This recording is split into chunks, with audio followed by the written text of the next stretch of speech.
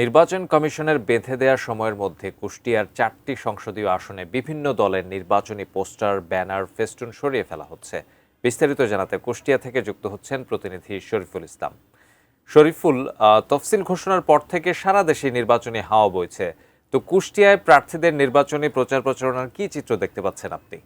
ধন্যবাদ তারিক। আপনি যেমনটি বলছিলেন, কুষ্টিয়ায় নির্বাচনী প্রচার প্রচারণা অনেকটাই এখন বেশ মুখর হয়ে উঠেছে। আর প্রচার প্রচারণাটা মূলত কুষ্টিয়ায় যে নির্বাচনী প্রচার প্রচারণা চলে সেটা মূলত চলে হচ্ছে বিকেলের দিকে, হয়তো দুপুরের পর চলে। আর সকালের দিকে হয়তো প্রার্থীরা ব্যক্তিগতভাবে কোনো চায়ের দোকানে বা বাজার এলাকায় গিয়ে তারা তাদের সাধারণ ভোটারদের সাথে কথা বলেন। আর আমি রয়েছি কুষ্টিয়া শহর, বিশেষ করে কুষ্টিয়া সদর 3 আসনে রয়েছে। এখানে যে সকল প্রার্থীরা তার প্রচার প্রচারণায় আছেন, এখানে বিশেষ আমাদের কুষ্টিয়া 4টি সংসদীয় আসনের মূল প্রতিদ্বন্দ্বী 2 প্রার্থী দলের মধ্যে নির্বাচনী প্রতিদ্বন্দ্বিতা হবে। বিশেষ করে জানেন যে জামাত ইসলাম এবং বিএনপি, এই 2 প্রার্থীদেরই প্রচার প্রচারণা লক্ষ্য করা যায়। এছাড়া অন্য প্রার্থীদের কথা শোনা গেল, তাদের প্রচার প্রচারণা আমরা দেখিনি। আর নির্বাচনী কমিশনের বেঁধে দেওয়া সময়ের মধ্যে যে এই